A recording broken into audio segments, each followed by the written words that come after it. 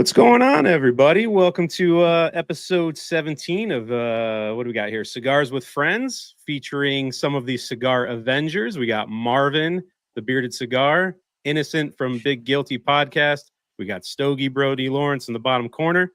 And some of the Unbanded guys are here as well. We got Mike Cigar Carpenter. We got Johnny OCD, myself. A few of the guys are running late, but we have a special guest tonight, Nick from Foundation Cigars. Nick, what's going on, man? What's up, guys? Pleasure to be here. Nice Saturday night. This, being in Connecticut tonight, it's a beautiful night out there. Finally got a break in that good old weather here. Yeah, it's been brutal lately, man. But how's things? I mean, might as well get right into it, right? You're fresh off a PCA. How was the show for you guys?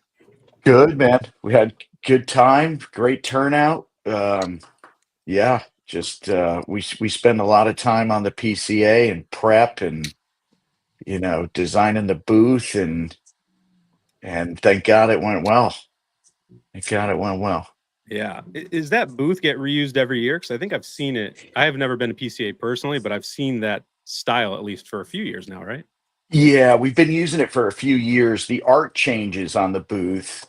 It's probably the last year we're using it. So I'm working on redesigning a booth for next year, but yeah, it's not all that practical. It looks good, but it's heavy. We have two 13-foot pyramids where we display all the product on, and they're made out of a lot of wood. Sure. And it's a challenge to set up and store, and they take my right arm every time we have to move it onto the trade show floor. But I love it. It's like a 50 by 30 space. So the artwork changes every year. I like to switch it up artwork wise. I imagine most of that stuff was like stored in Vegas since it was there consistently. And man, logistically, really difficult with the shows moving. Storage. We had it in Vegas. It has to move to New Orleans now. So luckily we have a good partner in New Orleans now for storage. It'll stay there for another year, and then, we'll ship it back to Vegas and all that good stuff. Yeah. Before we get too deep into it, what's everybody smoking tonight? I'm smoking an Oxum Claro. Same. Unbanded. As am I. The Oxum Claro. Oh, wow. Nacho Ratones. Yeah. The Tabernacle broadleaf. Man. So you guys are just doing a Foundation show tonight? Like just it's all Foundation. Yeah, so awesome. We'll pick a brand every month and kind of feature it on the show, and it switches obviously. And on our show Thursday, someone in the chat voted. They were like, "Hey, let's do a Foundation night." So I was like, "All right, this Saturday is Foundation night." So it kind of came together, all last minute. Great timing. And then you jumping on 10 minutes before us going live was nice. It's all Marvin, man. It's all Marvin. Oh, come on, man. Marvin, I got the bat signal at like 12 a.m. Right. We had to have a win too, because our last two Cigars with Friends were like infused and Claro, and we were like, nah, we got Candela. We know we're gonna enjoy. Yeah. Oh man. Yeah. I wasn't familiar with your guys' podcast. I'm glad I am now. But I was watching an episode with Marvin, and you guys were talking about the Kentucky Fire Cured, and it was quite hilarious. Yeah, no, you were talking about the Pappy. I'm sorry, the Pappy cigar. The Pappy, that's I happened to land on it. Cured. Yeah, right. You're talking about barbecue, and one guy was like, I can't stand that cigar. It's terrible. Yeah, and Marvin was like, I kind of like that cigar. Me not being able to eat meat, I don't eat meat, Nick. So that's the closest thing I get to an actual barbecue flavor. Yeah, I suppose. Yeah, it's interesting where they went with that cigar. I actually made first contact with Pappy back in the day. So I was at the factory, and this was like 08, 09.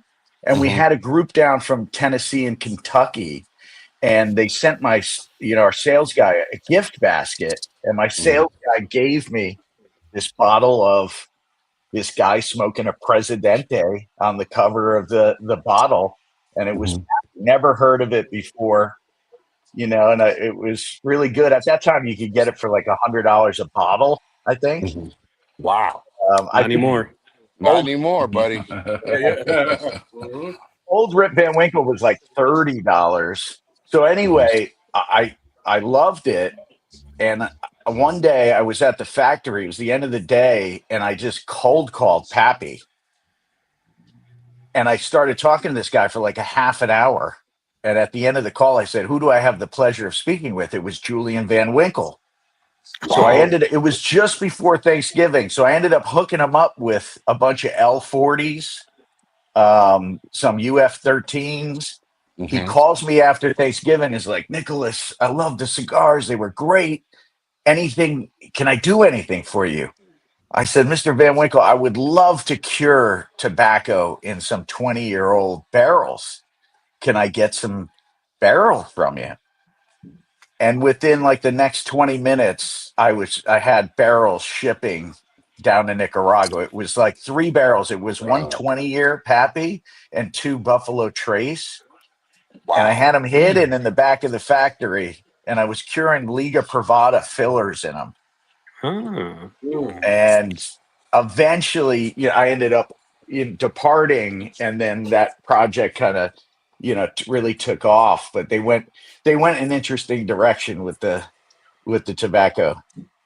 I think they used a lot of Perique and stuff like that. It's Perique in that for sure. Yeah. Yeah, because the Perique and the Kentucky Fire Cureds, they don't burn, so it's very difficult to use them as wrapper. Right. The Toscanas and the Italians use it as wrapper, but they bring the moisture content down on those cigars down to like 9%. So they have to get them really dry in order for it to even burn. So I started experimenting, just putting it at the head of the cigar, so at least you could get the aroma, when you were smoking it from the Kentucky, because the Kentucky Fire Care it smells like barbecue, man. Yeah, man. But it doesn't taste like barbecue. That's the problem. But sorry for the rant. No, it's good. Brother. Come on, man. Come on, brother. Your history in this business. I mean, I feel honored and privileged to call you friend, and you've same here, man. You've educated me on so many things when it comes to tobacco and just your whole lineage, bro, going from, Drew Estate and the Liga and all of that stuff there into now 10 years of your brand, which has been phenomenal. And in my opinion, very consistent, and then to see what you're doing is just incredible. So happy 10th anniversaries to you too, brother. Thank you, sir. Thank you very much. I appreciate it. Yeah, man, I've been fortunate to learn from a lot of amazing people, and I've been in it for a long time. So, I'm always trying to learn. I think that's the key when it comes to tobacco and just cigars in general, is you got to be open all the time to learning. So. Yeah. We'll welcome in 2 guys that showed up late. We got Master Your Ash Michael, and we got Terrence over there. What's going on, fellas? Yo. What up, fellas? Hi, Nick. How's it going? Good, man. Welcome. Thank you. Great. Sorry about my here. tardiness. No, you're good. I wasn't expecting this big of a surprise. I'm sorry, guys. We weren't either. On time. Yeah. Terrence, I like the retro black and white, man. That's pretty cool. It's just the thing that I set up like a couple years ago, and I was like, yeah, I'm just gonna leave it like this. It's just, I don't know. I do some photography on the side, so I shoot a lot of black and white, and I just like the looking at shapes rather than like tones of colors. So I find it really fun to put like a lot of screens, like self. Hell yeah. We got a question here from Eric. Eric, thanks, man. Sorry, my when computer's can I get a a little 10th? laggy right now. Sorry about that. You're good. Oh, you're good. 10th anniversary. Yeah. It's a challenging time right now because we just had a fire. I work with Abdel Fernandez on a lot of my projects, and we just experienced a fire at the factory. So I'm hoping by the end of the year. So I'm actually heading down to Nicaragua in the next couple of weeks, and we'll be down there for a while, like getting caught up on a lot. So it's kind of, thank God nobody got hurt in the fire, but it affected our packaging and finished cigar inventory. So Yeah, there's going to be some delays. Some stuff's going to be tough to get. Yeah, I imagine you guys were affected. Yeah. But we're working through it. Yeah. So I got a question for you, Nick. So are there any other regions like that a lot of people aren't using yet that you looked into in South America? Regions of tobacco? Yeah. Like as far as maybe yeah, go ahead. I'm sorry. No, I was gonna say, I know some people use Peruvian tobacco, but like, do you guys look into maybe like Chilean soil or any other regions of South America outside of Brazil, Peru, places like that? Yeah, Colombia tobacco, grows maybe? some. Haitian, I've looked at. One of the biggest challenges with cigar tobaccos is the curing process and the infrastructure needed for curing and curing barns. So it depends on what country's growing. A lot of countries grow tobacco, but they're growing, different types of tobaccos like burleys or cigarette grades. Like Zimbabwe, for example. You see Zimbabwe tobacco from time to time. That's traditionally used for, other tobacco products than handmade cigars. So it takes a lot, and it's a big commitment as far as investment and infrastructure. So, Peru is the epicenter of tobacco. Um, as far as the seed and where it comes from, it's said to come from Peru about 2.1 million years ago. Originally, it was thought that it was in the Americas first, but in the past, I think it was like 2010, they discovered a fossilized tobacco in Peru. It was a Dutch, I think, scientist who had discovered the saber-toothed tiger, and he discovered fossilized tobacco. So it's said to have gone from there north through Central America, through Mexico, from Mexico to the Caribbean or into the islands and Cuba. So they say even the San Andreas Negro seed, that's what we use for the wrapper for Olmec, predates, the Habanesa seed, which is the Cuban seed. And then it, went north. So I'm kind of getting off topic of what your original question was, but I'm always no, keep going. No, we love it. Yeah, dude, we're all nerds. Yeah, I'm always looking for tobacco. Like I'd love to grow tobacco in Ethiopia, because coffee originates from Ethiopia, and similar climate types, are favorable, in that region. It's just getting in the know-how, the investment, everything that's needed. And then it takes time, man. It takes time to develop seeds, to cure seeds, to taste seeds, to see if seeds have, yields. That's what it comes down to from a manufacturing standpoint. The yield of the crop has to make sense. The cost, how much wrapper comes from that yield. So there's a lot of factors involved. So a lot of times you get just the experimentation of different seed varieties in these existing cigar growing regions, right? Like Peru will experiment with a bunch of seed varieties. Connecticut broadleaf has been taken to Nicaragua, Honduras, people, Dominican. So a lot of times it's tough for a new area. I worked on a bunch of projects in the past. Like we were working with guys in Rwanda, it just never came to be. Yeah. Because the know-how wasn't there. I was hoping like to get Jamaica going at one point, but unfortunately Jamaica just lost a lot of its curing barns, and the growers and the market became very small. So, and Jamaica used to lead the way at one point. Mm-hmm. When I started smoking cigars in 95, 96, Kingston, Jamaica was putting out like some of the top cigars in the world. Macanudo at that time, people think I'm crazy when I talk about Macanudo. Macanudo in 95.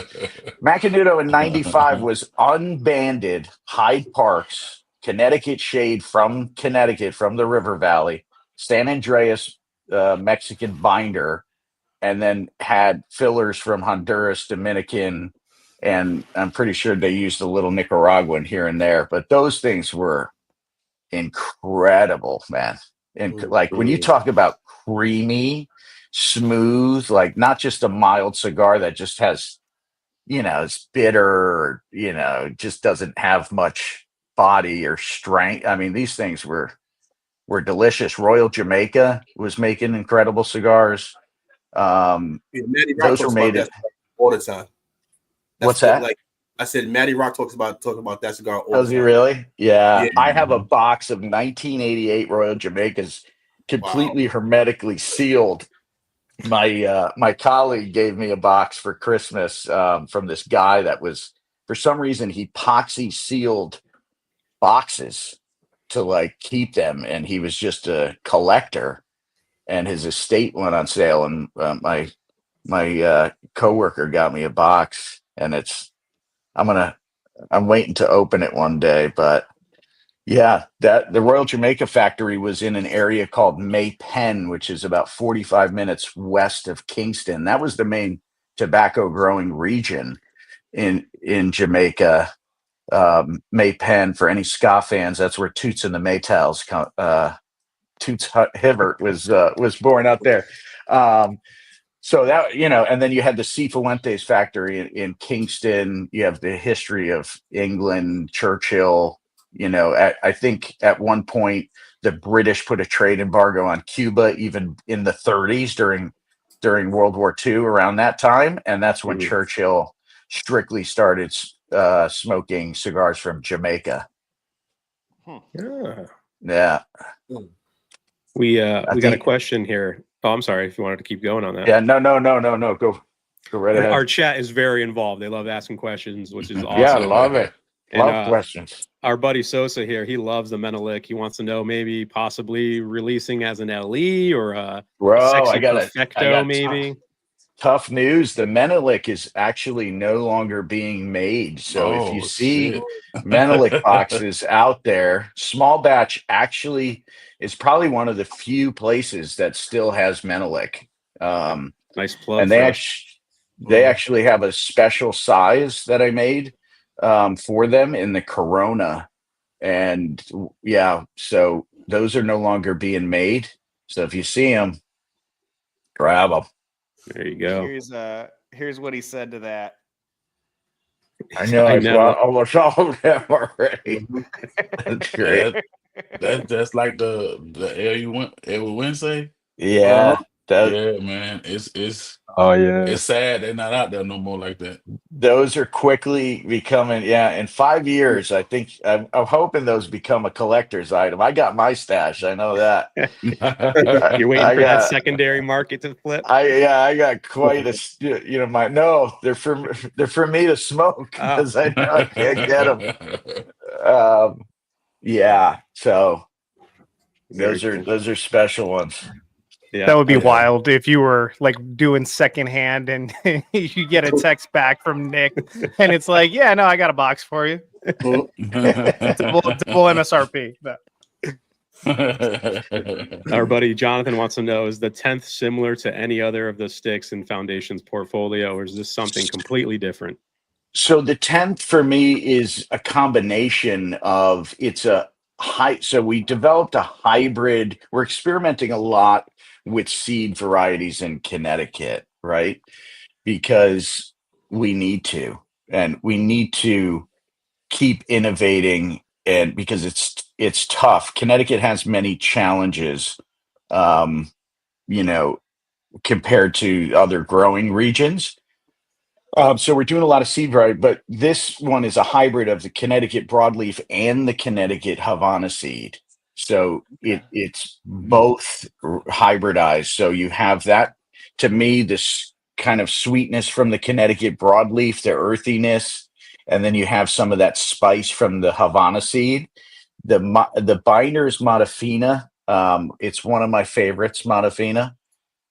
Brazil Matafina is it to me. It reminds me of somewhat of broadleaf. It has some similar characteristics, and then the fillers are from the three main regions in Nicaragua. So Esteli, Condega, and Jalapa. So it has some similarities to Tabernacle, but it's a completely different blend. Okay. And those are being released in those beautiful boxes. I mean, they're gorgeous. Yeah, two options is the 10 count box and then the 20 count collector's box. Gotcha. Yeah. So the collector's box is it's a piece of furniture. It's quite big. I love that style box, and I love Salomon's for. I've never done a Salomon that's come to market. So it's, to me, Salomon has always been that kind of classic celebratory cigar for me. I love Perfectos as like limited edition style. Yeah. There you go. And these boxes are gorgeous too. Yeah. Those are 6 3/4 by 52 and the Salomon's 7 by 58. So it's a big boy. It's a big boy. Nice. Yeah. You've been holding out on us, Nick. You could have made bigger sizes this whole time.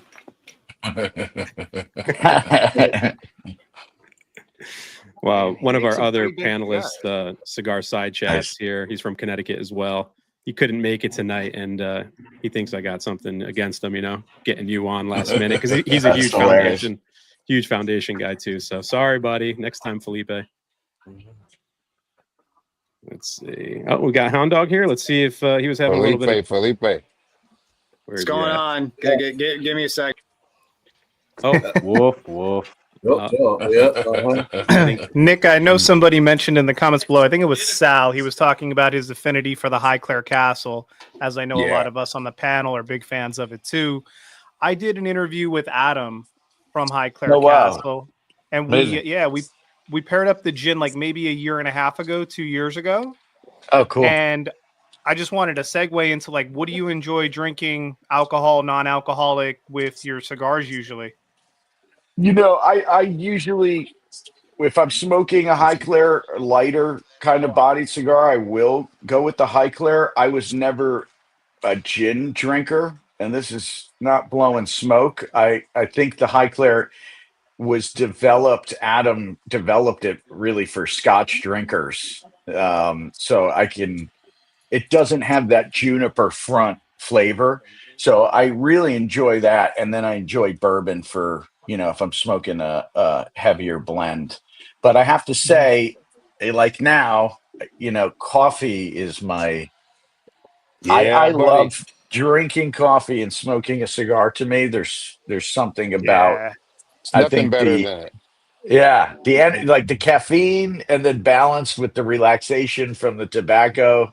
There's something about it. That's how I start my day on the production floor. If I'm looking at tobacco in the office. So I really enjoy a nice cup of coffee. Caffeine and nicotine, man.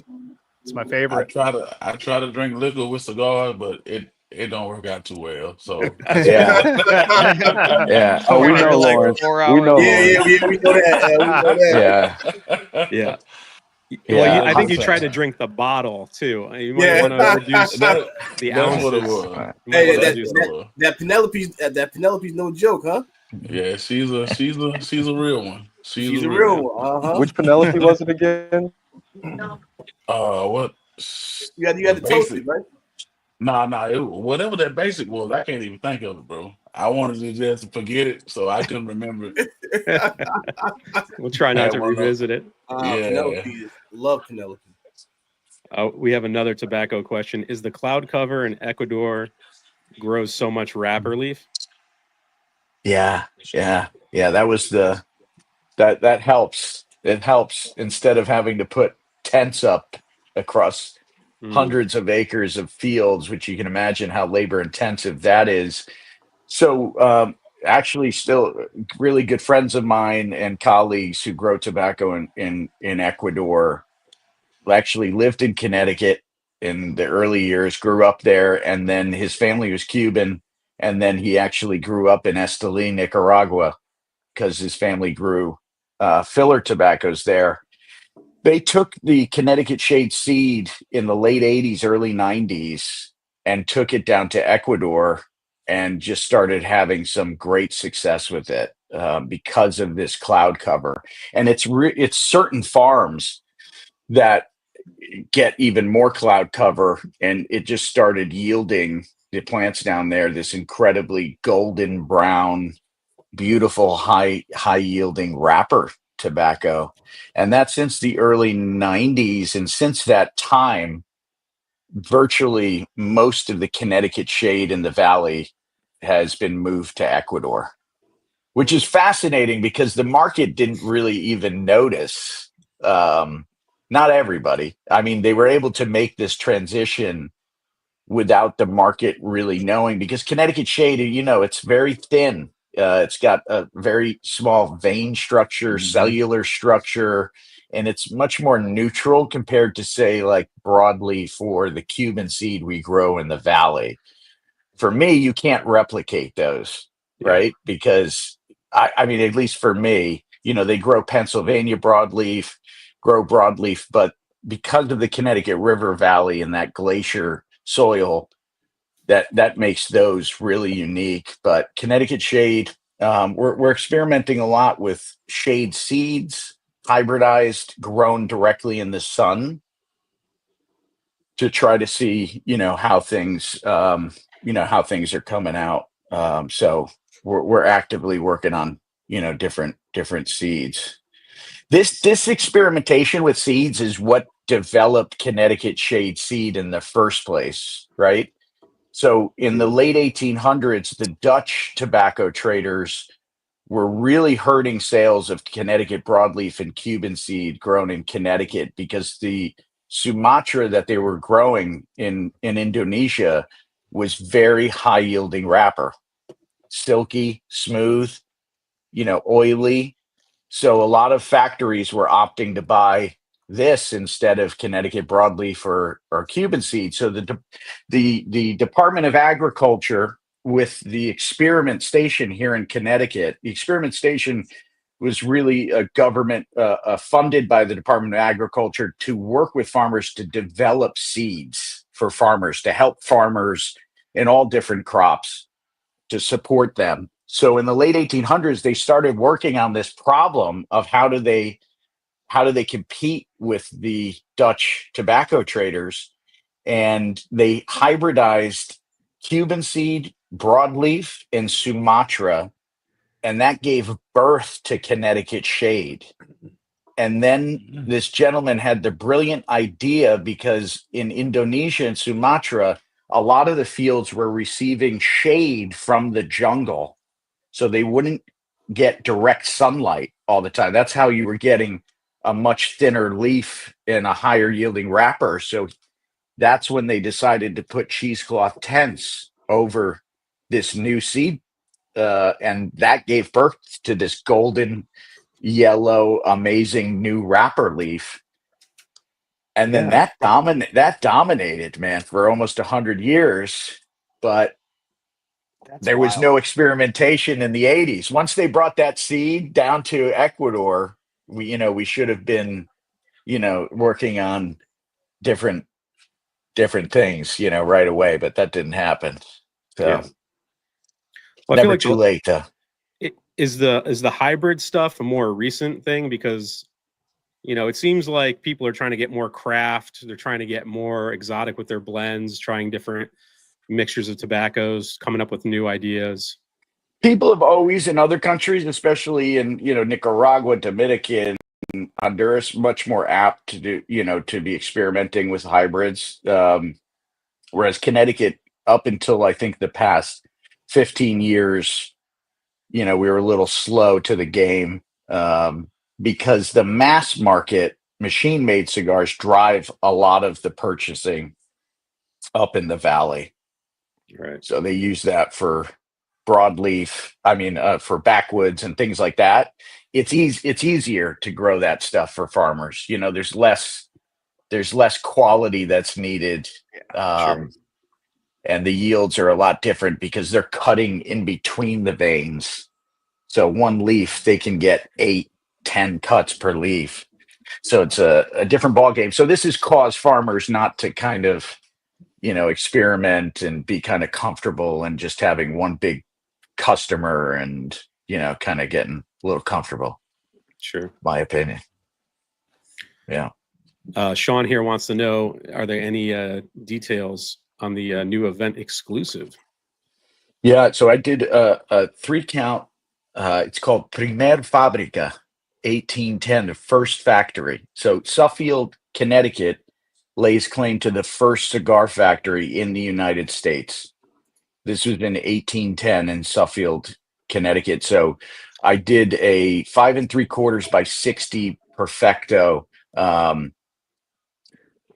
for the event only. I'm hoping by summer, end of summer, probably fall, that will be just at Foundation events throughout the country, and those will be available actually for box purchases for certain brands that we're promoting at events. Nice. Yeah. Very cool. And is there a story behind the Olmec here? Michael said it's one of his favorites. He wanted to know how it came about. Yeah, Olmec, I would go to Mexico every year for tobacco purchasing, and you go to San Andreas, Tuxtla, outside of Veracruz, Mexico. This is next to San Lorenzo. All of the Olmec area is where all of the tobacco grows for cigars to this day. That's all San Andreas Negro. That's all in this area of the Olmecs. So, the Olmecs are, as far as we know, the mother culture of Central America. So this predates Mayan, Inca, Aztec. I think they discovered these colossal heads in the late 30s, and they were baffled by them and realized they weren't Mayan. And they discovered this really mysterious culture, but they're said to be the first pyramid builders, the first calendar mathematicians, and also the first that we know to use tobacco. So I thought it was perfect, to pay homage to some of the earliest cigar smokers that we know of. This is all changing, as we speak, because last year they discovered a site in Utah where they discovered tobacco seeds on the site, and they're dating them 12,500 years ago. So this is at the end of the last ice age. This period fascinates me because I don't think we know much of anything about the end of the last ice age, and the map would have been much different. So there would have been a lot more land exposure.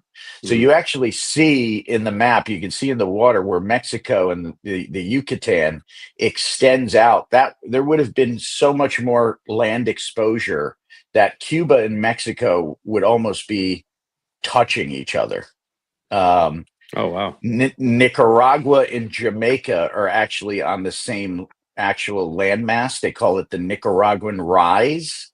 So it goes underwater, but then Jamaica is still part of the Nicaraguan landmass. So those would have also been connected. So you would have had trade, a tremendous, in my mind, amounts of trade happening all throughout these areas. But they discovered these seeds, that they're marketing them at 12,500 years. But then that brings up the Olmec. We really don't know much about them. Many speculate that the Olmec civilization went back well before the Ice Age, and possibly much longer. So I just love San Andreas Negro tobacco, just the imagery, and I think that the boxes, that one for us, Olmec, just really I'm using viral. It's one of these cigars that kind of just went, everywhere really fast, which is interesting. Oh. It's one of my favorites too. I got a question, because around the same time you came up with the Olmec, you came out with the Pasquale. And the Pasquale. So when you made that cigar and you told your father that you would be naming that cigar after him, what was like his reaction? So that's my dad's father, Pasquale. I never got to smoke a cigar with him. He was 15 when I was 15 when he passed. And that's always been my, if I could smoke a cigar with one person, I would love to have smoked a cigar with him, because he smoked Connecticut broadleaf cigars. That was extra oscuro. He drove me around in his silver caddy. We used to go to Mr. Steak. He would get his cigars, and he'd buy me bubblegum cigars. We'd walk out of Mr. Steak like $1 million. And I have his World War II photo album. He fought in the Battle of the Bulge. And I have his photo album. It's about this thick. And I would love to have sat and smoked a cigar with him and talked about that photo album, because the photos are just mind blowing. But I wanted to do that for Pasquale, and then my other grandfather, Pegnataro, he passed in 2020. So I got to smoke a lot of cigars with him. He's my biggest fan, and he loved Connecticut Shade.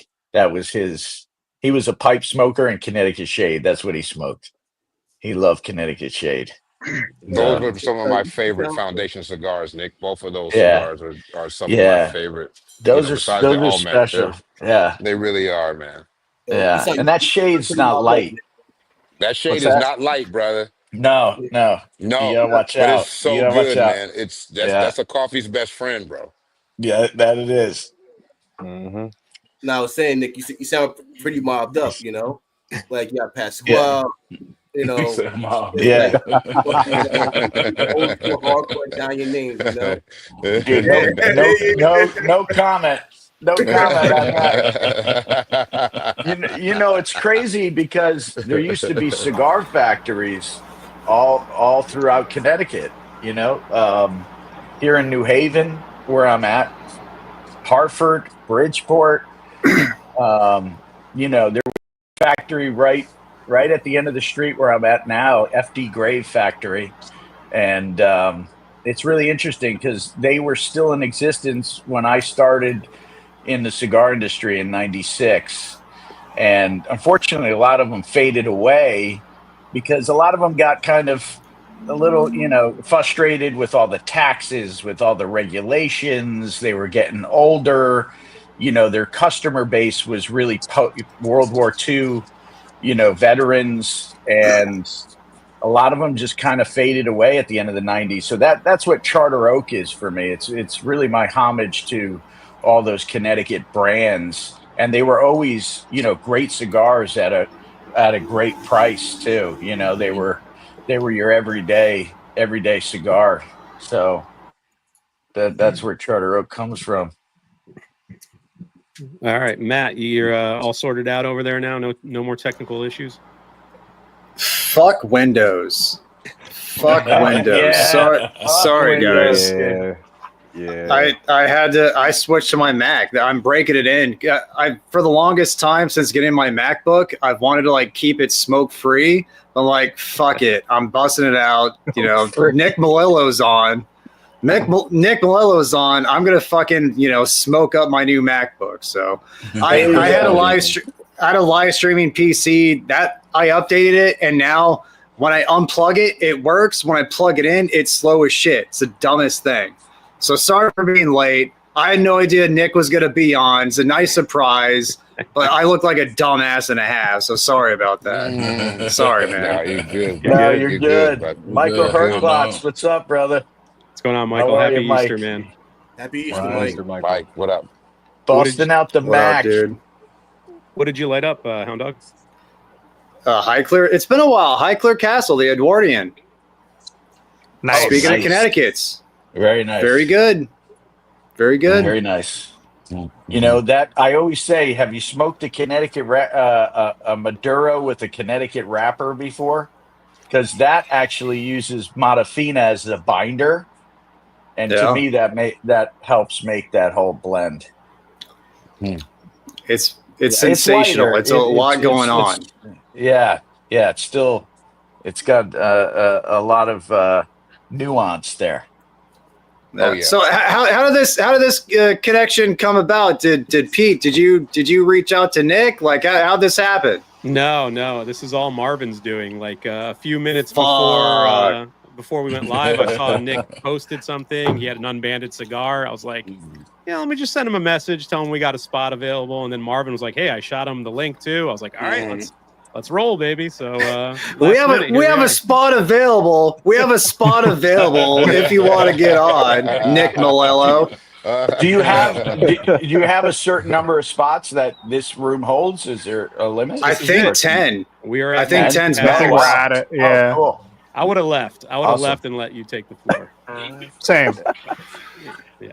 Awesome. For sure. No one, he's gonna find a way to do like, you're going. Bye. Oh yeah. I mean, I would have just clicked you off real quick. Yeah, we would have just Not even taken say off. anything. just like Cowboys that. It would've fan. been- Hey, See? It's that easy.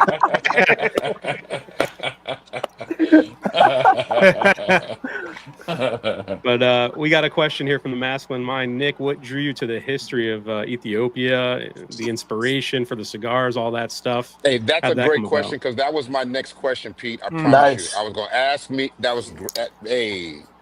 Yeah. There you go. There you go. I know the answer to this too, but Feel free to interrupt me as this answer because I hopefully I don't get off the rails with it. So it actually goes along with my cigar smoking career.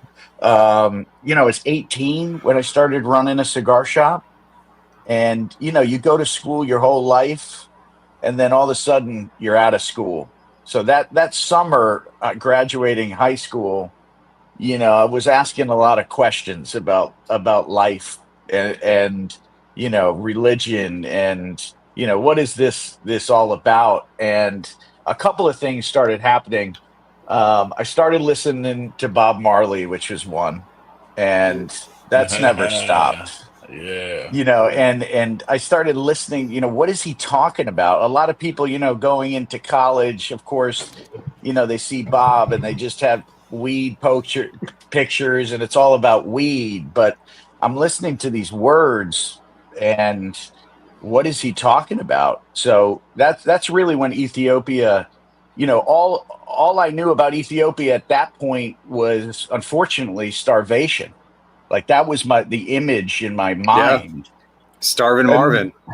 Yeah. And then I just started learning about the history and it just blew open, my mind. And I started seeing things differently after I started learning about Ethiopia, that I started seeing things as not disconnected, but very intricately connected.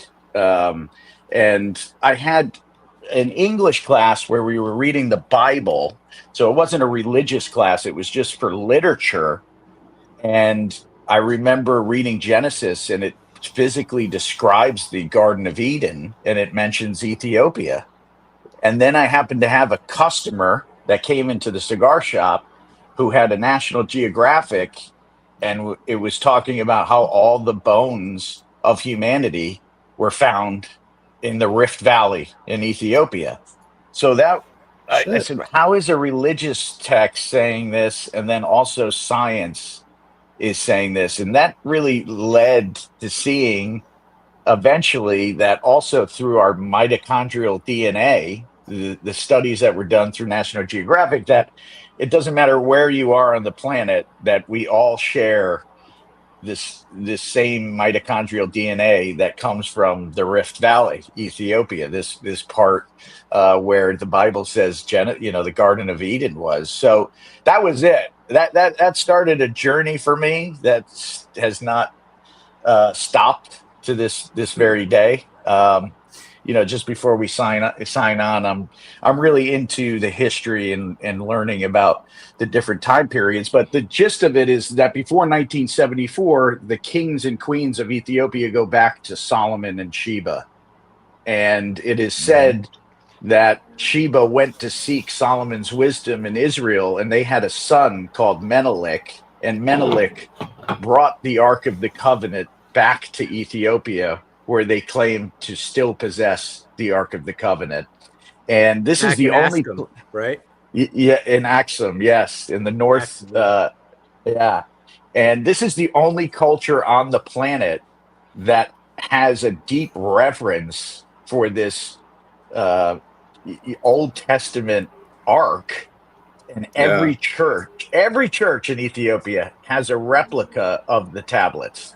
It's not a church if it doesn't have a replica of the tablets. So this struck me, being of course, an Indiana Jones fan when I was young, and just to know that this was like a real Indiana Jones, this is real.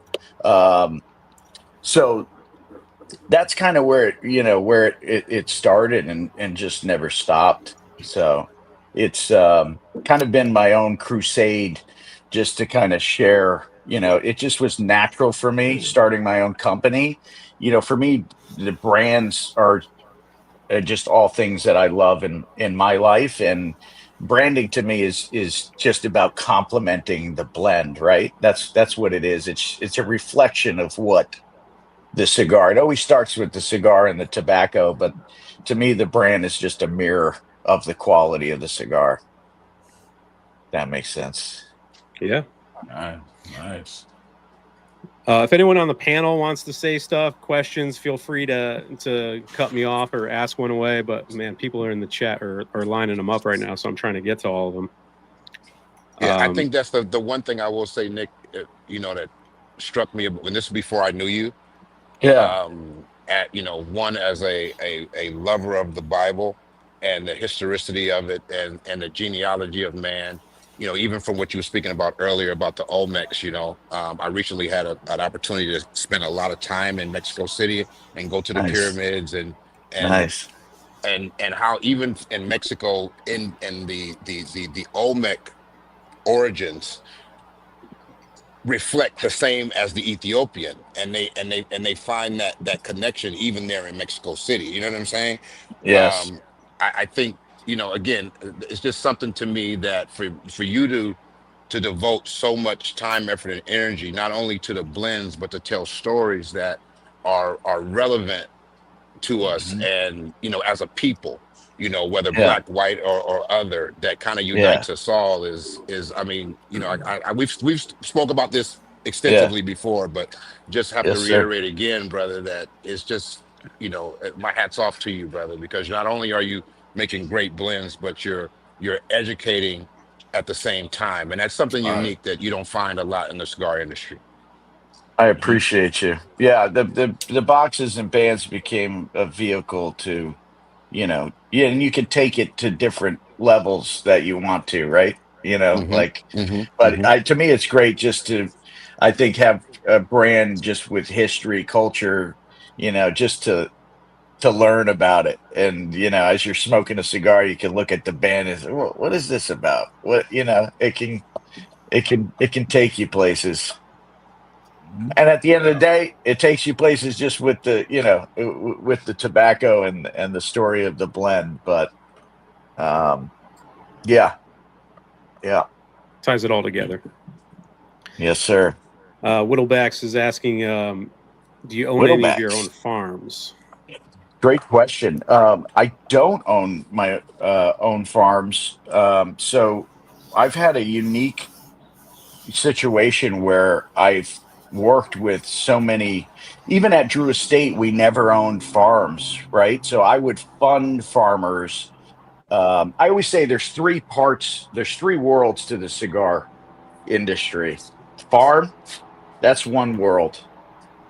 Production and fermentation, that's a whole nother world. And sales and distribution is a whole nother world. So farming, I've always gotten the best part of farming. I get to go inspect. I get to go, go into curing barns and sit in warehouses and inspect leaves for quality and yield analysis and things like that. So typically, I funded farmers, which is, for me, it lessens the risk just in general. So, even starting my own company, just working, that was the main issue is it comes down to tobacco, right? Is inventory of tobaccos, access to tobaccos. And that's what it's all about. And I've been fortunate to establish great relationships throughout the world of tobacco growing, because that's what I did for 12 years is, just inspect tobacco. So I've been able to do it without owning farms. Yeah. And farming's risky, man. Farming's risky. It must just add so much more complexity and like stress if you had your farms too, because it's more stuff you got to worry about on top of everything else. Correct. And that's why even again at Drew Estate, the focus was on the blends, the fermentation, that part, because it would have taken, I would have had to been living at the farm, in order to do it right. Yeah. So I don't claim to be a farmer, but I get the, I feel bad because I get the better job and I get to come and select and critique. You're right. Yeah. I try to go easy. Raph here wants to know what cigar uses like the oldest tobaccos in it for the Foundation portfolio. So Night Commander would be the Night Commander between Night Commander and the Signature, and then also the 10-year, I would say. So between 3 and 5 years, that those tobaccos are aged. The broadleaf, for example, for the Night Commander, that leaf was aged in cedar bales. So the bales, usually bales are around 125, 150 pounds. So instead of your regular bales, those were put into cedar bales and aged in cedar bales, which I think really adds a nice something special to the Night Commander. And then the filler tobaccos, bale aging is an extra step in curing tobacco that if you're able to, it's preferable. It's almost like taking kind of a steak off, the steak off the grill and letting it rest for that last 5 to 10 minutes. That's what I would compare it to, is you're taking fermentation piles almost to the end, and then you're letting them slow bale cure for the last, 2 years after it comes out of fermentation in bales, which can be a costly endeavor. But really, when it does come down to it, it is about aging and time, with the tobaccos. That's a real thing. Is slow and steady. I always compare it to my grandmother's pasta sauce because I think it is a good comparison compared to popping open a can, throwing it on the oven, turning it up. That's very different than the right tomatoes, the freshest tomatoes, low heat, keep stirring, long amount of time, keep stirring. Yeah, that's good. That's what we do with the fermentation piles, right? We're turning. Lower heat, because once you turn the heat up, if you turn the heat up, what's going to happen to that pasta? Eventually, it's going to boil, and it's all going to dissipate into the elements. So you lose it. That's the same way with fermentation. A lot of guys talk sometimes about, it's not fermented enough. It's under fermented, or for me, a lot of times it's actually the opposite. It's over fermented. So they've taken it way too long, where you lose a lot of the essential oils and the flavors, of the tobacco. And that's what I want. I want the oil, that's the life, that's the flavor of the wrapper leaf. So that takes time. So here's a question for you, Nick. I've heard Yeah. sometimes that if you can make a cigar like kind of abnormally spicy with a lot of pepper on it by fermenting the leaf less. Are people full of shit when they're saying that? Because I'm just parroting that information. So say it again. They're making it stronger. Like if you get like a pepper heavy cigar, some people have said that it's a product of like under fermenting or rushing the fermenting process. Is that true? It could be part of it, but it's also about leaf position and what stalk position it's coming from the plant, right? So Seco, Viso, Ligero, right? You have more yield of Secos, which is your lighter bodied Viso, and then Ligeros, depending on where it comes from, that will add to the spiciness, the farm, the seed variety. But also if tobacco is not fermented properly, it could be harsh. You usually see if tobacco, is under fermented or like wrapper leaf, we say cuello. It feels like leather. So if you feel your belt and then you feel the wrapper, you'll feel it feels like leather, and that's a sign of under fermentation. Of course, whenever you get really dark and like purple, bubbling, then you really know it's under fermented if it's not combusting properly. So it could be both. It could be a combination of things. And then the blend, right? I mean, it's all about the blend. You can put me in a kitchen with the best ingredients in the world. If somebody that knows what they're doing with those ingredients, you're going to have a whole different experience. And I've been fortunate to kind of for me, you learn techniques that work for me in the blending process that I've kind of developed over the past 20 years. And it's not always the same because it depends on the tobacco. Tobacco has got a life of its own, but I've kind of set up a formula that is a structure for my blending process. So, Nick, I have a question. Yeah. Is there any tobaccos that you haven't worked with yet that you want to work with? I would like to work with some Peruvian stuff. I haven't worked with it in a while. And I know there's some different growers, down that parts. I have worked with it a little bit. I'm trying to say, that's what the Oxum that we came out with, Sumatra, Ecuador. That is a leaf that I hadn't, I've worked with, but I've never had a project that's come to market with Sumatra, Ecuador.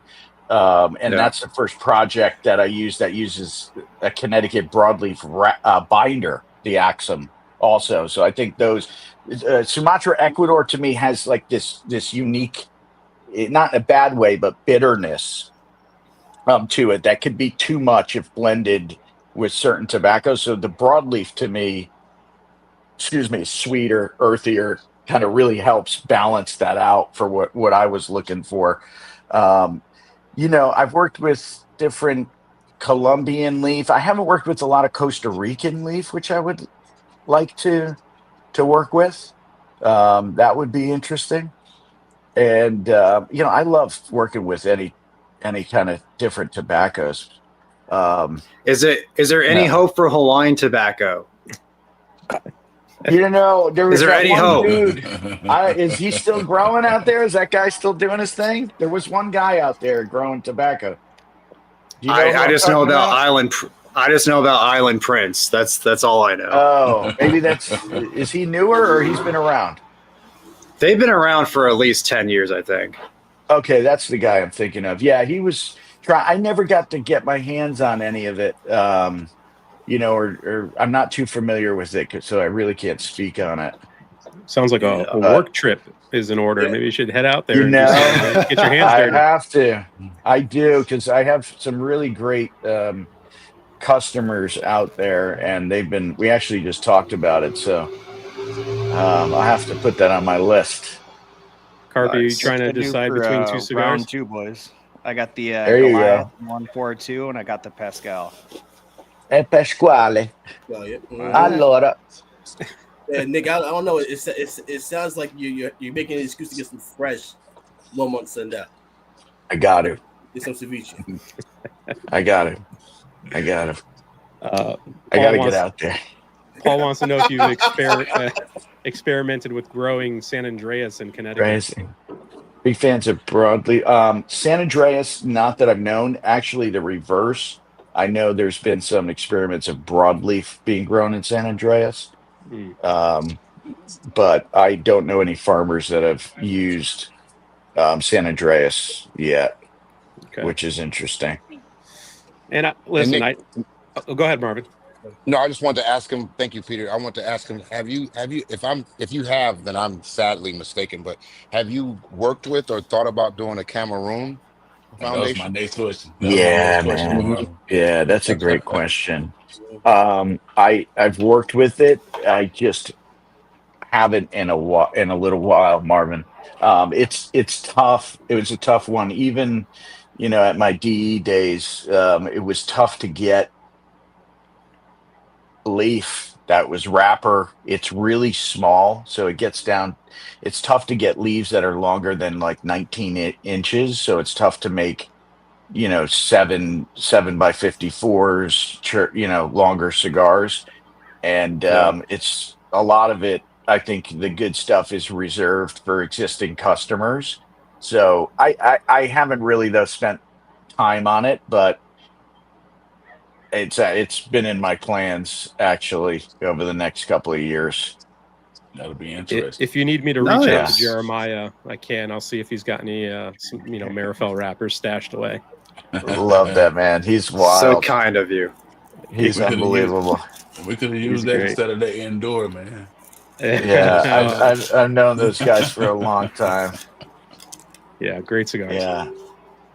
I But, used to smoke a lot of Cameroon back in the 90s, man. They used to be, all those Don Carlos, the Hemingways. Even great at that cigars. time, the Partagas coming out of the DR at that time, same thing. It was unbanded. I'm sorry, uncellowed. Just really toothy Cameroon, oily. Incredible, man. Incredible. Now, I know you're a pipe smoker because I've seen you post some things on IG every once in a while. And Kevin here is primarily a pipe smoker. Have you toyed with the idea of maybe some foundation pipe tobacco coming out? Yeah, I've toyed with it.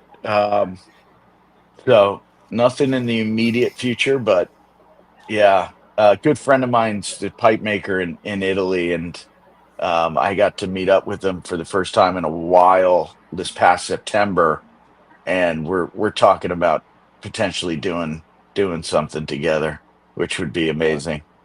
So I've just been so busy just trying to keep up with regular operations that it's tough to diversify until I get my everything in order. Yeah. Be a What fun are some of side your project. go-to pipe blends? Oh man, I've been smoking recently. A good friend of mine hooked me up with all of these old tins from like 2016, and they all been airtight. This is a Dunhill matured Virginia, which is really good. He has them all marked on the back. I've been spoiled. A lot of old Dunhill stuff. I do like, some Perique mixed in there, some Latakia. I love the it's now Peterson, but it used to be Dunhill, the Navy it's the Bullseye Flake. I think it's called the Peterson Bullseye Flake. Oh man, those are really good. So a lot of English blends. I'll smoke an aromatic. I have certain pipes, that I'll smoke aromatics in, and of course certain pipes for English. I inherited my grandfather's pipe collection. It's like over 60 years of pipes. So Well seasoned pipes. yes, yeah. Awesome. So yeah, I love to smoke a pipe in the fall time for some reason. Fall, winter time. I usually smoke a lot of pipes. Feels Yeah. festive. It does. Yeah. Very festive. Jonathan Festive wants time. to know top 3 brands in your own personal humidor. Foundation. Yeah, you If that's know, not a flex, I don't know what is. I'm a big unfortunately, because I'm such a nut with quality control and testing and making sure everything's on point, it's I then don't get to smoke a lot of people's stuff, unfortunately. Yeah. Mentioning Herklots that was on here, I smoked one of his, the Ferriotagos, which I thought was exceptional. Just as far as like a blend that has so much going on to it, so much Right. nuance and just sophistication, balance. Really amazing. I think I have a couple more in my humidor. I've always been a big Padron, smoker. I used to smoke 3,000 Maduros back in the day as like a pretty staple smoke. So I like, Dion stuff from Illusion. Pete puts out some great broadleaf and Pepin. Some of the Jaime Garcias are phenomenal because they're doing some great work with broadleaf. Trying to think of what else. Cubans from time to time, but I never get through most of them. I'm usually first, third, and they're just not doing it for me. I'm always wanting more. But yeah. So I would say, Illusion, Padron. I do like Fuente. Also uses a lot of Connecticut broadleaf, and I love their broadleaf blends too. They make some good stuff. Yeah. Oh, yeah. Those cedar wrapped in yellows. Yeah. Let's see Very here. nice. So very nice. Is there a cigar that you've smoked throughout your journey of being a cigar smoker, not necessarily a blender, where you're like, man, I wish I could recreate that, even if it's an older cigar that's no longer in production or something where you're just chasing? Oh yeah. What do you got?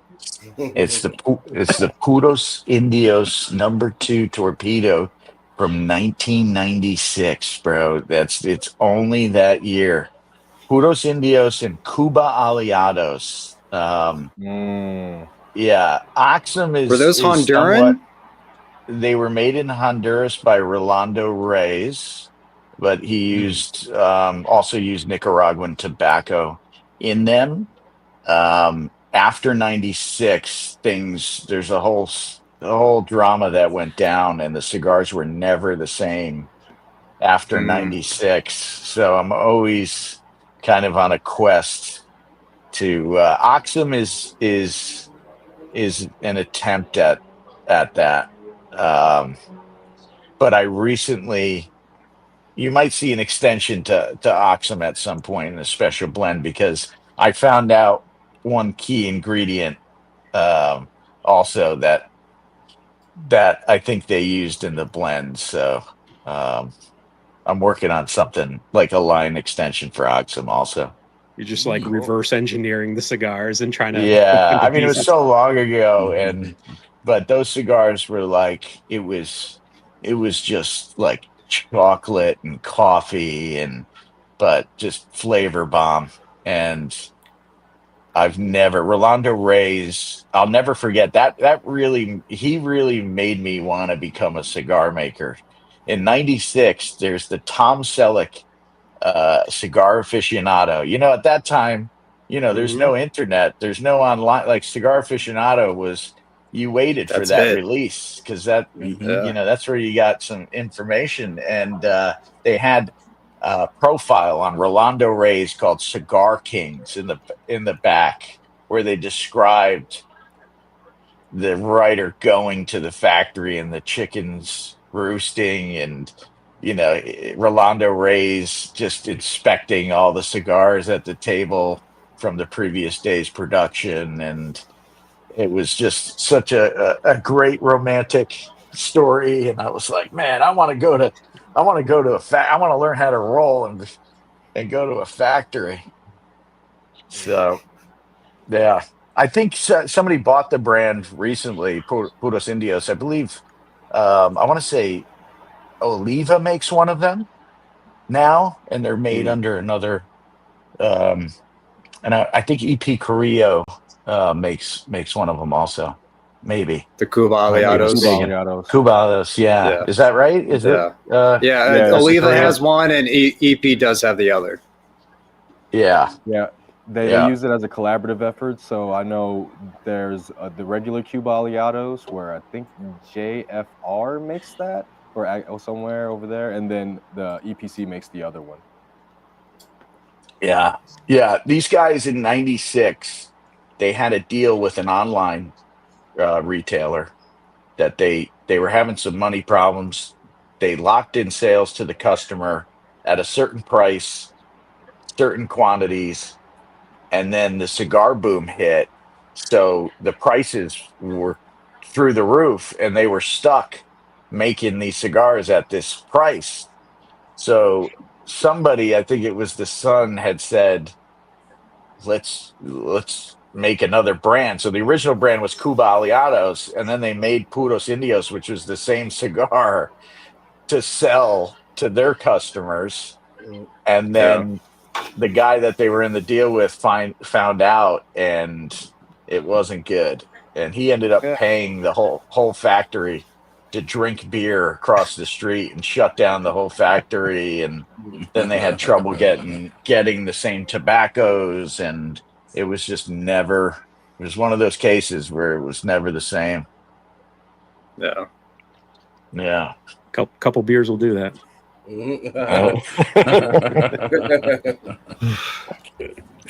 Oh man. Leo wants to know what's your perspective on consumers aging cigars. Do they really benefit, in your opinion, for some aging?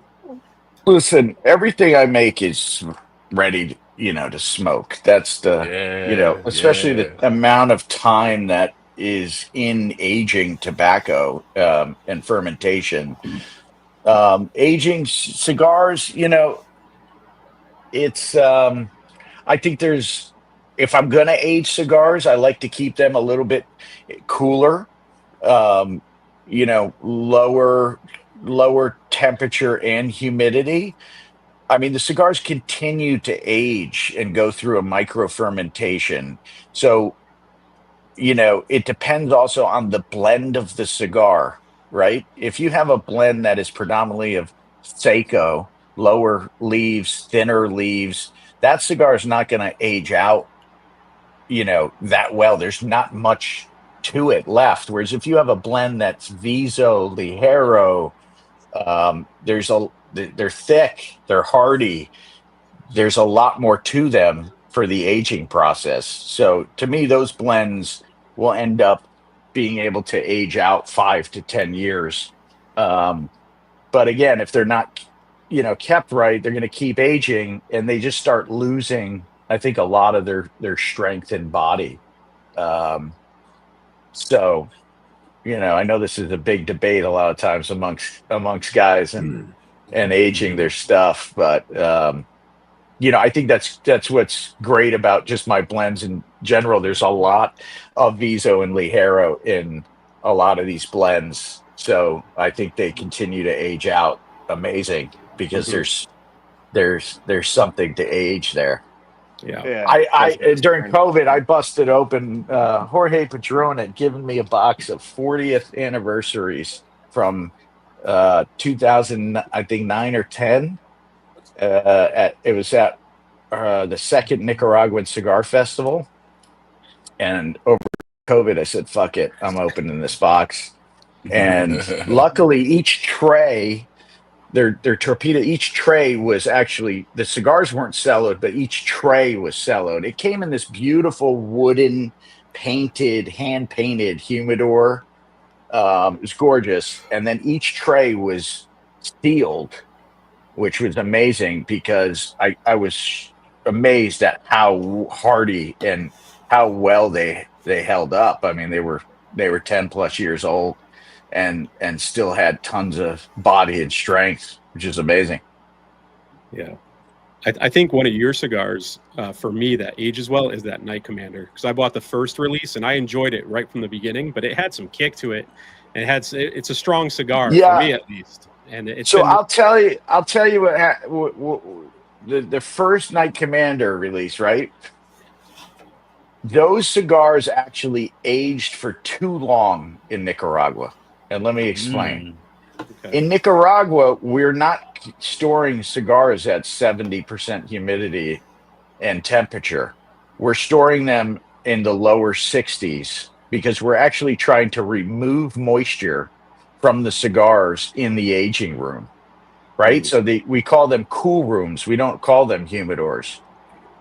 So they actually got too much time in the humidors where they were slightly on the less humid side, right?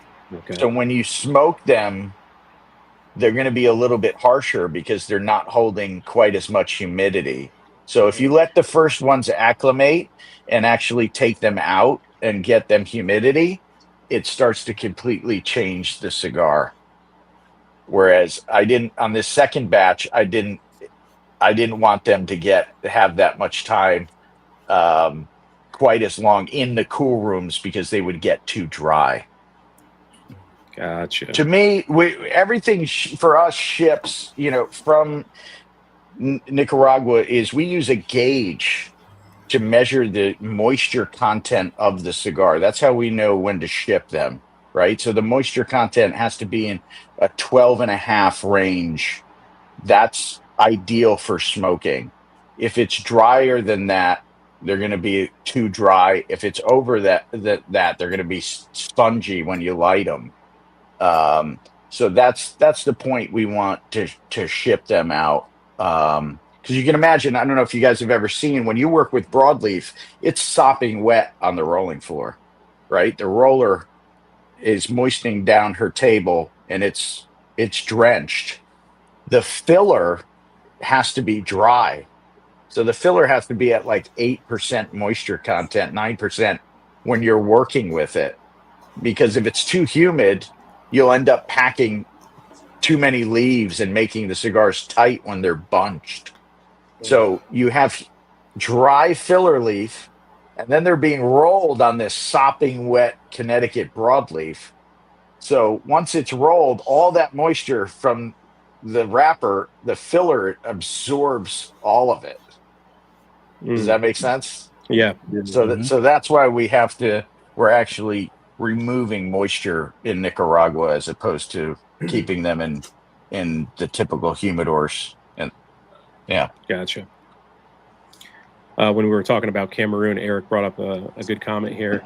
Check out Aladino. They're putting out some really good Honduran stuff.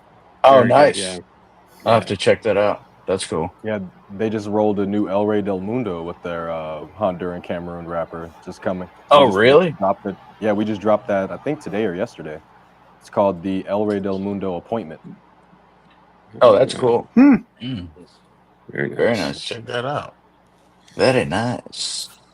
And Vlad really likes the Edwardian and Petit Corona. It's always in his rotation. He loves it. Any interesting or lesser known details about the blend? Yeah, I mean, Highclere to me is very unique in that, to me, like I was saying before, the Matafina binder really makes that. We also worked on a hybrid filler leaf called Nicodon in the filler, which was a hybridized Criollo and Corojo filler. So again, you get the Corojo's a little bit on the sweeter side, Criollo on the little bit spicier side. So that's really unique within the blend itself. I really tried to mimic, working with Highclere has been amazing because the history at the castle, cigar smoking, I get to access some of the old documents that they had from the early 1900s, and they have historians working there. So it was kind of cool to see, and kind of work from that to create something that maybe they were smoking, around that time period.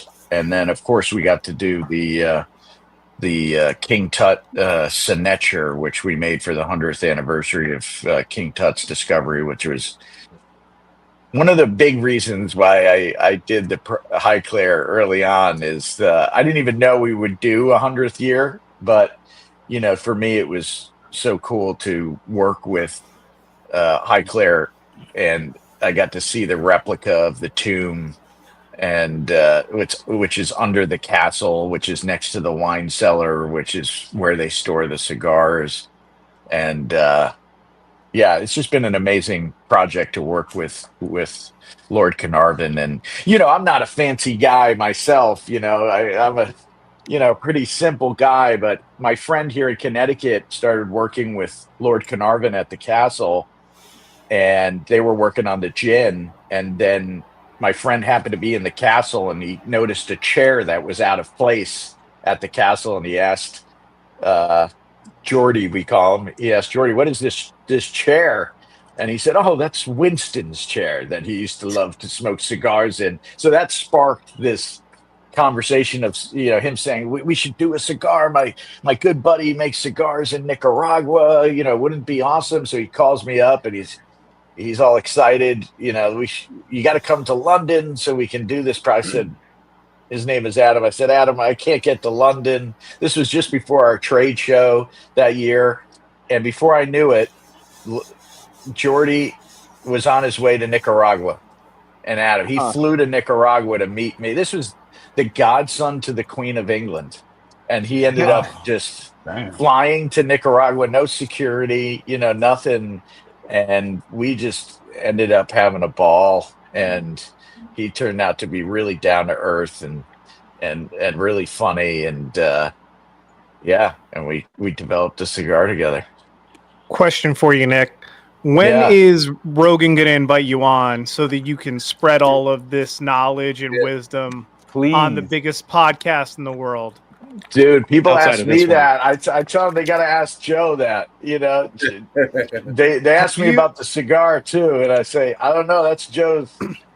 Have you just shot him a DM and been like, "Hey, man, I'd love to come on there"? And yeah, no, I'm not I wouldn't invite myself, but he gets me up, man, from time to time, which is cool. And I got to hang out with him a couple years ago, and we from time to time, he sends me a message here and there, and I just sent him a replica of the Ark of the Covenant because he was mentioning it on a podcast, but so we should have a replica. So I got this beautiful replica of the Ark. I'm hoping it pops up on the table someday, but he's got our humidor. There's 2 Foundation ashtrays on the table, the cutters. He shouts you out every now and then.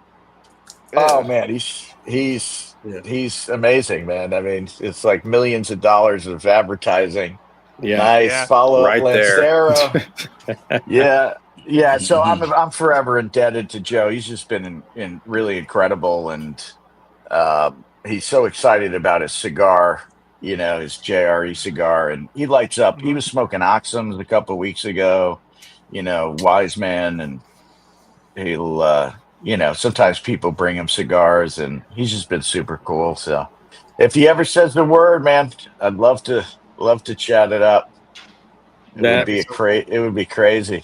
If that cigar ever came to market, I think it would break the industry. I don't know if you could possibly keep up with the demand that cigar would be, seeking out. It would be interesting. It would be interesting. Yeah. And it's a reblend of one of your current blends for him? When I did Tabernacle, I had 7 blends. So that's one of the 7 blends offshoot. I knew he would he likes peaty scotches and barbecue, and he was smoking the Wise Man there for a while. So I kind of knew he would like a Connecticut broadleaf blend. So I kind of used one of those original Tabernacles because it was tough to decide which one made it to the box for Tabernacle. So it's similar, but tweaked a little bit. So nice. yeah. Jonathan also is asking, what happens to the cigar leaf that doesn't meet the standard? Do you try to repurpose it? Does it go back into aging, maybe revisit it? Or everything gets used, right? Even the cuttings off of the production floor. So nothing gets wasted, but it depends on what you're growing, of course. If you're growing for wrapper, you better try to grow for wrapper because your cost is a lot higher. So you're trying to get as much yield as possible. Anything that doesn't make wrapper falls down to binder, and anything that doesn't make binder goes to filler. So based on that, it's all analysis of yield. So that was my job forever, sitting in warehouses, pulling hands, going through every bale, and then doing a cost analysis and an analysis of yield on all the tobacco.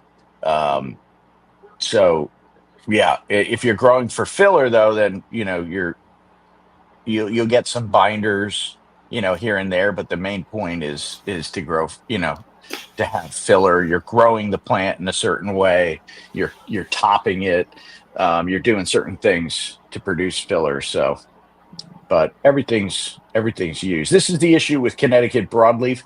The yields for wrapper make it really difficult for manufacturers because it's, I'll give you an example, like Connecticut shade from Ecuador, 4 to 6 pounds will make you 1,000 cigars.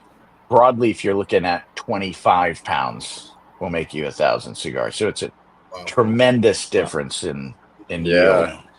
Yeah. So you got to smoke in a hyperbolic chamber. Nice, dude. Ice plunge it. You got all the classics there. Yeah, I found this one today at a local shop. It was stashed What away. shop? I grabbed it. The Cigar Vault. Oh yeah. Yeah, popped in over there. My home lounge is orange though. Orange Cigar Lounge. Yeah, Nari. Nari, yeah. Orange. He's a good dude. Yeah.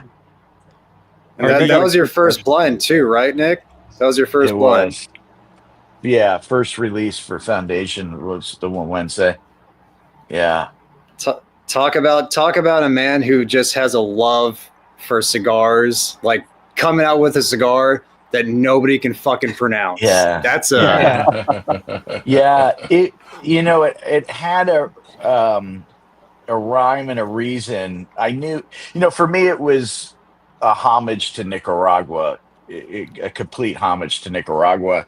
And at that time, no one really knew about me for the most part. It was this really small crew of hardcore guys, the guys that are into cigars that knew I was kind of behind the scenes at Drew Estate, but the general, shops that I've known, but I knew that was my target market to start is people that kind of knew this experience. So I knew they would appreciate and get it, even though they couldn't pronounce. Obviously, I knew no one could pronounce it, but for me, it was like this, for the Nicaraguan people, to stay true to this word. That is a heritage site. It's protected by UNESCO as a cultural masterpiece of the world, and I didn't know about it.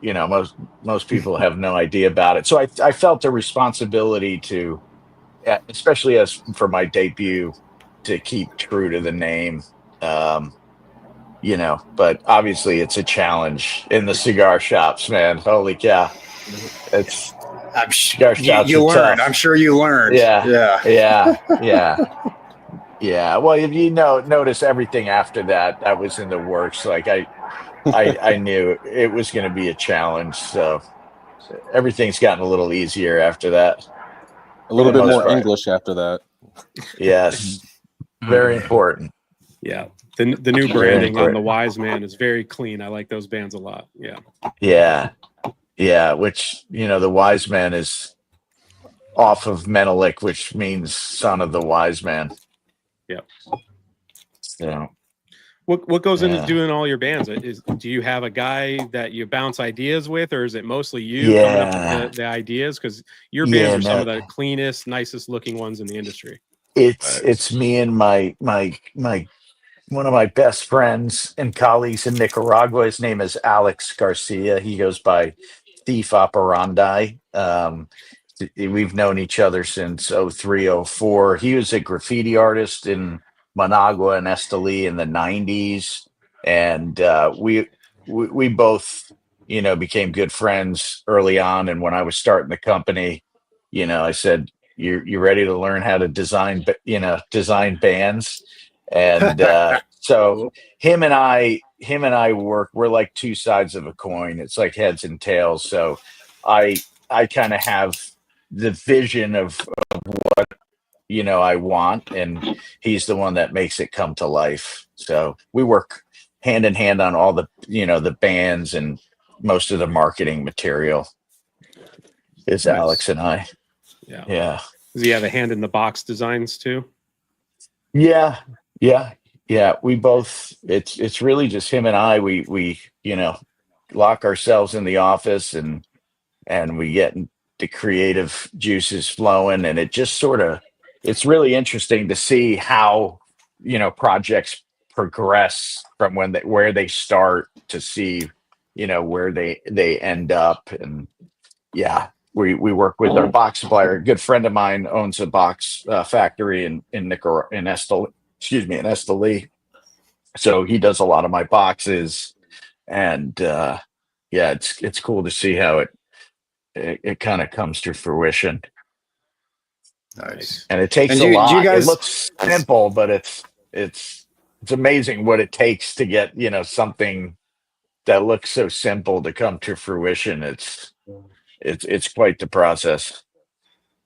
The Senator, not the case though. That's not the most simple box, No, and it's amazing how we were able to execute on that and how it came out. I couldn't have hoped for that any better. And we had a Yale Egyptologist work on the hieroglyphs, so it was legit. So Jesus. all the hieroglyphs are legit, and it was one of there were so many boxes found within the tomb.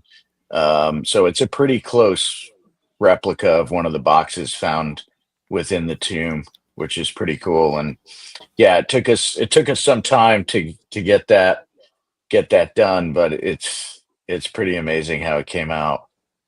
It's interesting to see the designs and how they move from the computer and even to when they're printed, like the Tabernacle band, on the screen, it looks good, but when it was printed for the first time and I saw it, I was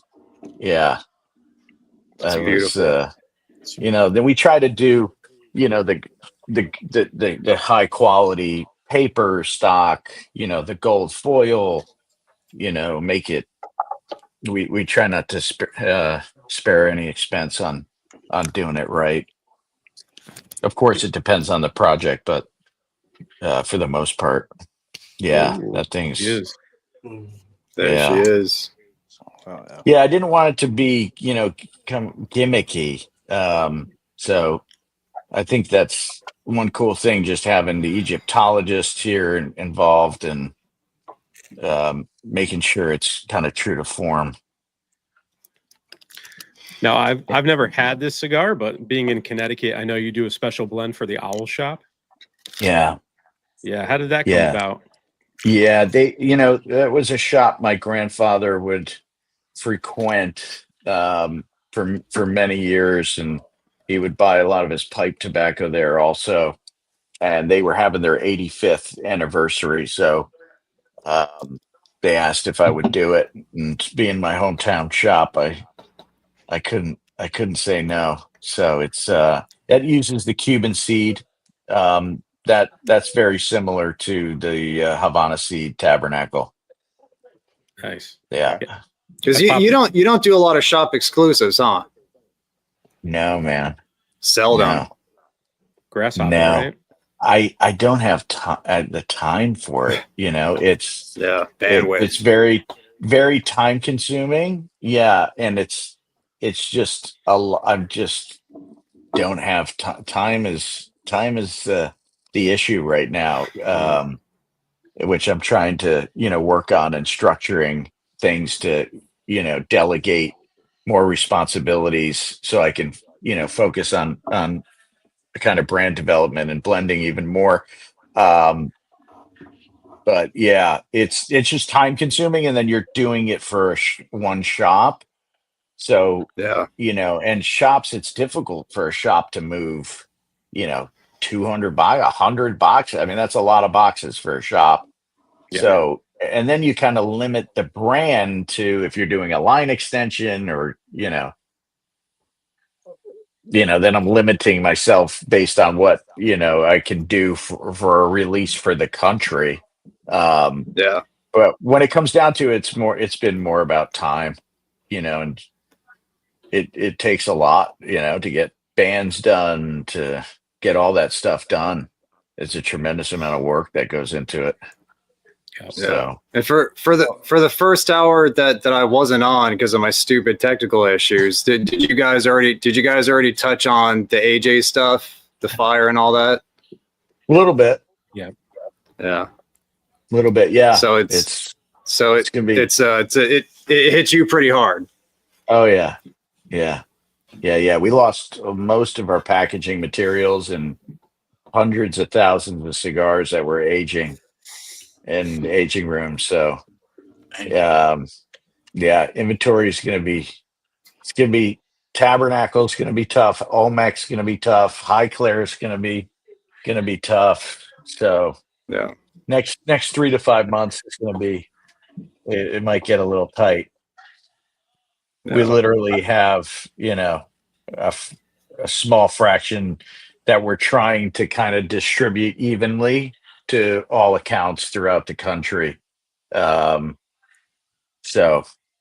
yeah, if you're ordering like 10 boxes, it'd be lucky if the shop gets 2 boxes, something. Sure. So got to make it work. Yeah. Yeah. What were you going to say, Carpenter? Take a little time.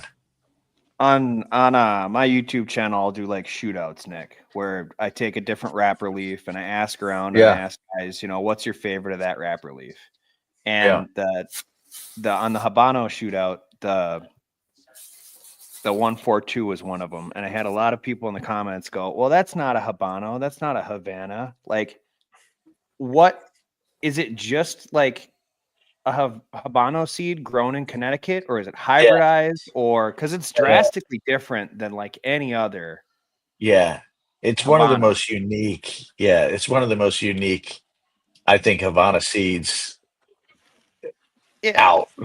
Yeah. So is it just that it's grown there for a really long time and it's kind of taken on different characteristics, or what? Yeah, definitely. That seed was kind of 1870s. The Department of Agriculture was distributing a lot of Cuban seed to farmers around that time. They had issues with it. It would get root black shank, which is a disease in the fields, and root rot sometimes. So they would work on the seed through the experimentation to strengthen the seed, right? So that would be, instead of using more fertilizers and stuff, that you would work on the seed and strengthen it so it's more resistant to some of these diseases in the field. That's where that 142 comes from. So the 142 seed was a seed that was worked on to be more resistant to black shank in the fields. So what does that do? It to me, it makes it stronger, the seed, it's the healthier, stronger seeds. But these seeds came from Cuba. It's kind of unclear exactly when Cuban seed came to Connecticut, but there's speculation it was late 1600s, early 1700s, because there was a general called General Putnam. You might be familiar with that name, that fought in the Spanish-American War. That was, I want to say, mid 1700s. And he is said to have brought cigar rollers and seeds back to Cuba, and they started, growing Cuban seed then. So it's been in Connecticut for a while. So it's Cuban seed that's just been grown in Connecticut for possibly longer than the 1800s. So then when you're talking about them like making the seed stronger, do they do that through like selective breeding, or is it some sort of hybridization with other? Selective breeding, and then they'll hybridize it with, offshoots of different, seed that they have to make it stronger. So a lot of it is selective breeding. Yeah. Yeah. So, yeah. One of those seeds is called Type 52 seed. That's a T52. That's where those some of those names come from. So there's also different broadleaf seeds that different farmers will prefer, that it's broadleaf, but it might yield larger leaves, smaller leaves, a little bit different sizes, because broadleaf can get, we call it like elephant ears. It could get massive, which is what the mass market really prefers, because they're getting higher yields and they're cutting in between those veins. I tend to go towards smaller, smaller leaves that are a bit thicker, have more vein structure, cellular structure. Because if you see sometimes the tabernacles, the broadleaf one, they can be rustic. I like them that way. To me, it's about, this is the nature of the broadleaf plant in general. It's not one of these like Habano Ecuador, you're like super clean all the time. It's the nature. When you look at broadleaf in the field, it looks like what a filler plant would look like. Filler plants are shorter, stockier, where wrapper plants can get up to 8-9 feet tall, right? Especially the shaded ones. If you're growing under shade, you're creating this microclimate of humidity's 10% higher. The plant is growing to the sun. It's much taller. The leaves are spaced out more. You get less breakage. Just trying to get as much light as it can. Yes. Broadleaf is not like regular style kind of wrapper plants that are it's more like a filler plant. So on a good year, it's difficult to get yields that are great. And you add in weather, we've been plagued with, not great weather over the past 5 years. It's hasn't been, vintage crops. So too much rain, one year, too little rain. We have to get through August, where there's a lot of micro, bursts, hailstorms and micro tornadoes. And, this is unusual. We don't grow like this in the Caribbean, Nicaragua. We're growing during the dry season. We're not growing through rainstorms down there. In Connecticut, we have to grow through these torrential downpours sometimes. So it can be challenging.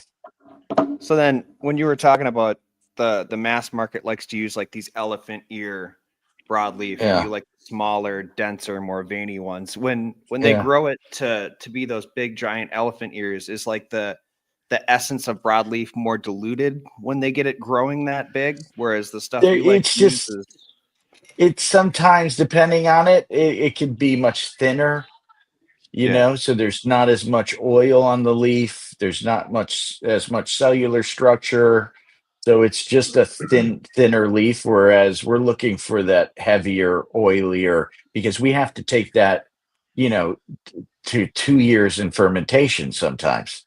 So it's got to be able to go through this rugged fermentation process at times. So you want body and strength, and that's going to help get it to be maduro, to be dark.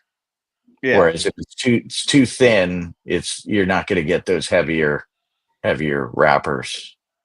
Gonna have to paint them or something. No comment.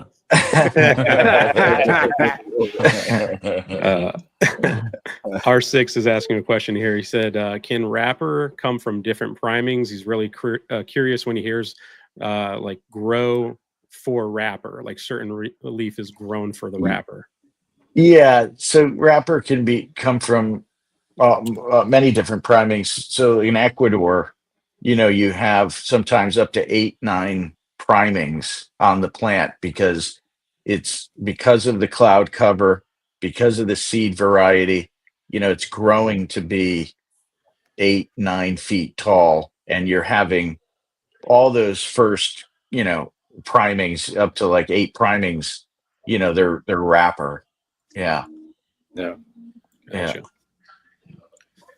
And our buddy Sal in Los Angeles, he wants to know if you're ever going to make it down to the V Cut. He said it's the mecca for Foundation down there. His buddy Kyle is the tobacconist, and they have a great shop over there. Yeah. V Cut's awesome, man. I haven't been there in a little while, but that's one of my favorite spots in LA. I'm hoping soon. I've been, due to everything going on and just, our growth. I spend a lot of time focused in Nicaragua.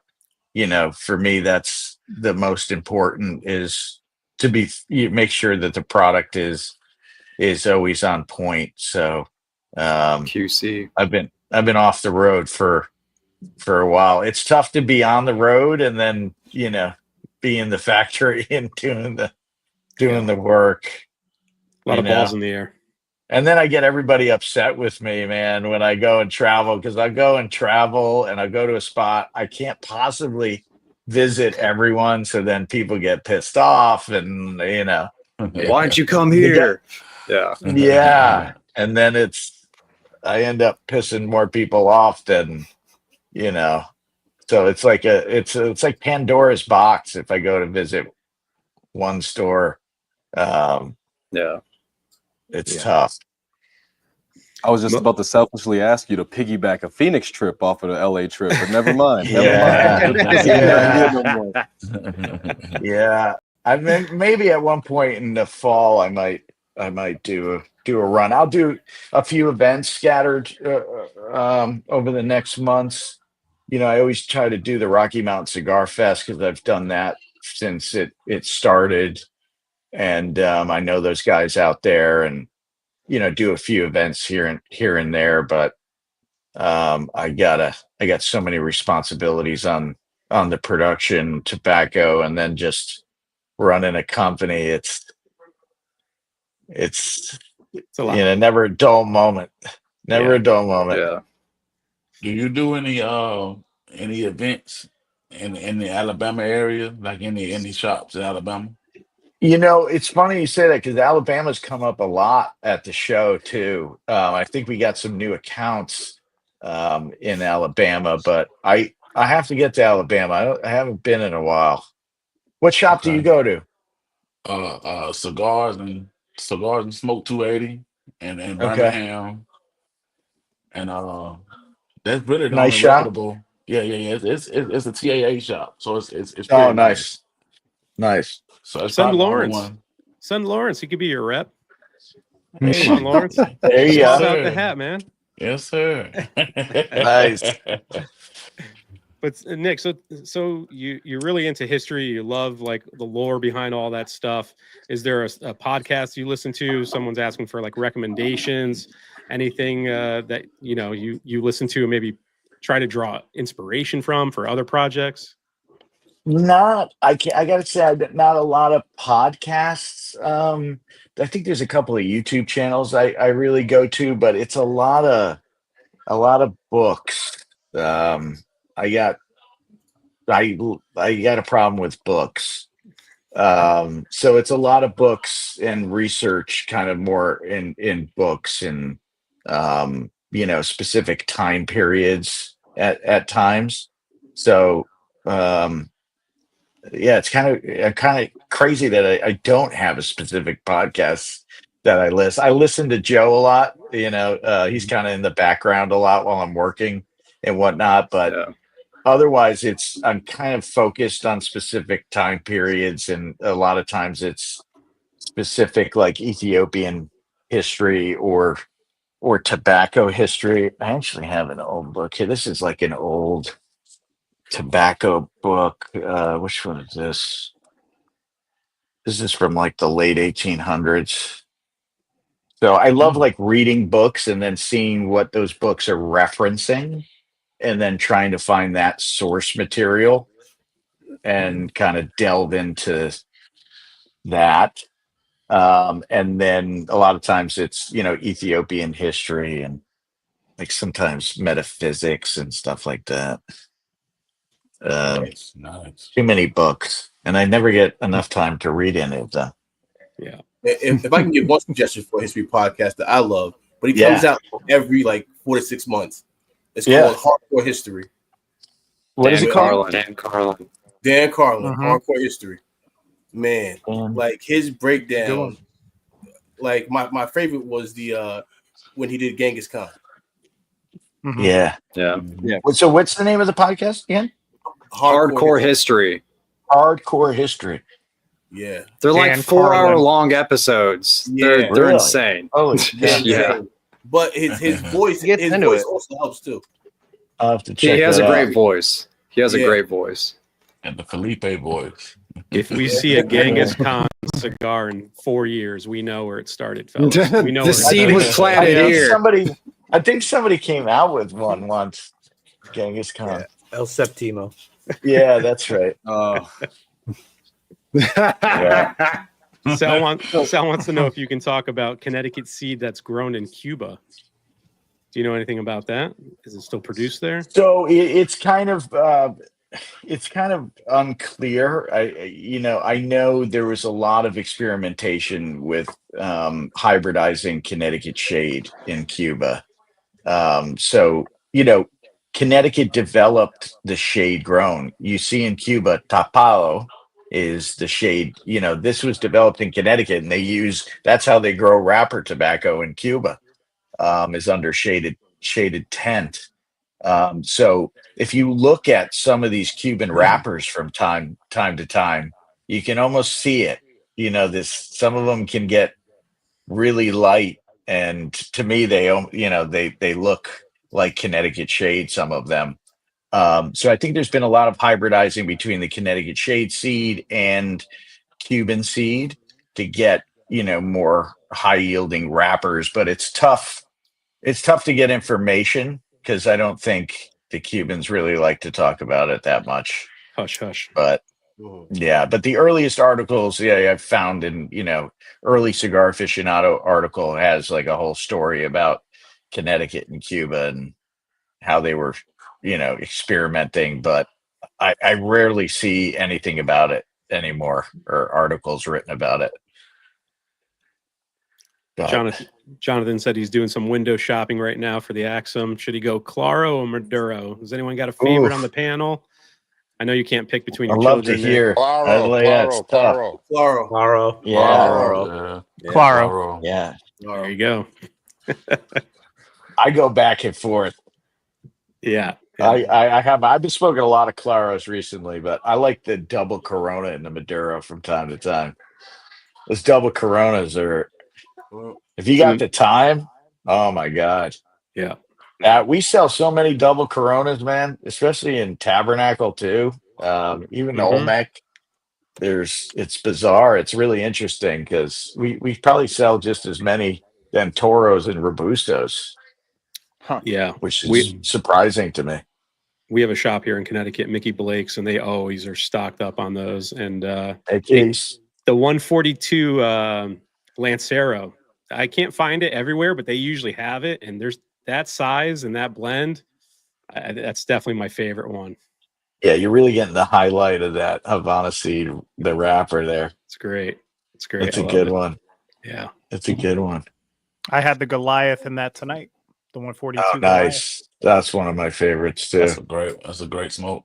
There's like when I smoked the regular Tabernacle in like the David, there's this crazy potato chip note that comes in on that one, and it's only like in a few cigars that you get that. So unique. Nice. You got a crazy setup over there. That's very professional. I gotta work on my setup. You're fine. So how did you guys all meet each other? Did you meet each other just on? How did this come about? This is this. Yeah, just this. Yeah. Or like Instagram? Did you talk on Facebook or like just YouTube? YouTube to start off with. I think that Hound Dog and I started in 2021, and that was we both started kind of right around the same time at the beginning of the year, coming in off the heels of the pandemic, and then there were a couple of guys that were doing it. One of the gentlemen, Pick Jimmy, he kind of shouted both Hound Dog and myself out. He had been making content on YouTube for about a year longer than us. And he just said, these are two of the top channels to watch. Hound Dog, he was able to make a lot more content than I was at a very steady fashion. So he, Nice. and also he has a rating system that is unparalleled to anybody else's rating system that I would say in the cigar review industry. Maybe not Pete's. Pete's is pretty take close. it easy. Mine's all right. But yeah, and Awesome. then most of the guys that were watching Hound Dog and myself and just our channels and stuff like that, they reached out, they became friends, and now everybody's together. They have their own channels, they do their own reviews, their own groups, like everything. Nice. Man. So. How did you guys meet Marvin? It's Instagram. Marvin, we actually met at PCA, unbeknownst to us. Nice. But yeah, we really bonded over, just the whole entire, space. Yeah, Nick. I mean, I'm a self-proclaimed cigar nerd, brother, and I find very few people that have the heart and the love for cigars and just humanity as these brothers, man. And so, I've been a fan of Mike Master Your Ash and Cigar Hound Dog when I first started my cigar journey. And Awesome. I mean, geez, 2020, 21 is when I discovered them. And again, man, I just being a lover of it, man, I found a commonality there. And then I reached out and it became fast friends, man. And it's like it's a space where, I feel at home and just one of the guys, you know what I'm saying? Yeah. It's great. Yeah, man, it's an amazing community.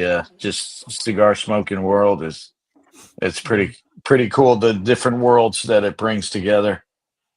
Yeah, it's pretty great. You come in great equalizer. Sometimes you meet people that you like. Fuck, I want to meet this guy right here. Somebody with a green hat in the corner. Just. I was about to mute you when you started talking.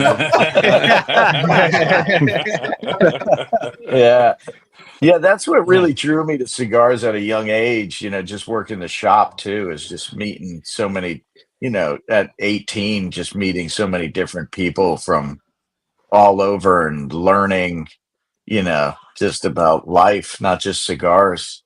So it's great when you walk through that door. It's like everybody leaves most people bullshit at the door, and we're all united in this ceremony we partake in.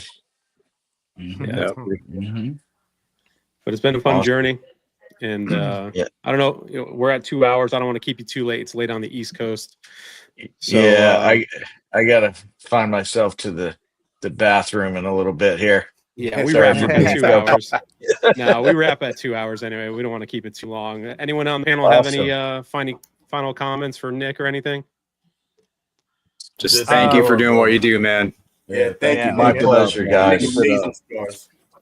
This was awesome, man. Thank you guys so much. I really appreciate you guys. I appreciate the support, and this is what I do it for. So it's great to see people enjoying what you work so hard to produce. So I really appreciate it. And Marvin, brother, you the man. I love you, man. You're the man. You the man. I love you like fish love water. Shout out to Marvin. Come on, man. Yeah, I appreciate it. It's nice to talk, Marvin, because it's always so crazy at the show. So it was like, oh man, I wanted to hang out with you and talk some more at the show. So this is nice. Bro, you were the busiest man. Every time I came by that booth to talk to you, brother, you had 10 people sitting in a round table. Thank God we were busy. I started with one booth 10 years ago. So it's really humbling to see, the turnout. It's really awesome. Man. So I'm glad you were there and got to see you. Yes, sir, brother. You because of you, I went to my first PCA last year, and like I say, you started something that I know I will be going for years to come. But it's my mecation. It's the time where I can get away from the world and be at what I call the man's Disneyland. There it is. Yeah. Yeah. New Orleans was Yeah. great, man. I had a good time in New Orleans. I enjoyed it.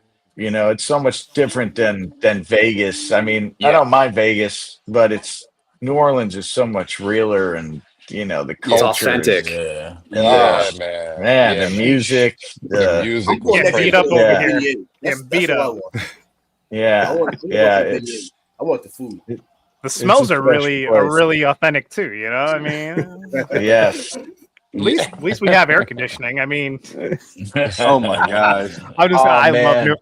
love New Orleans, but yeah, no, I was always out there for Tales of the Cocktail for Oh, my nice. industry, and that is the Yeah. worst time in the world to be in New Orleans, man. Yeah. It's like Yeah. 90 and 100. So bad. No, yeah, forget about that. Yeah, it used to be in July for us, and Yep.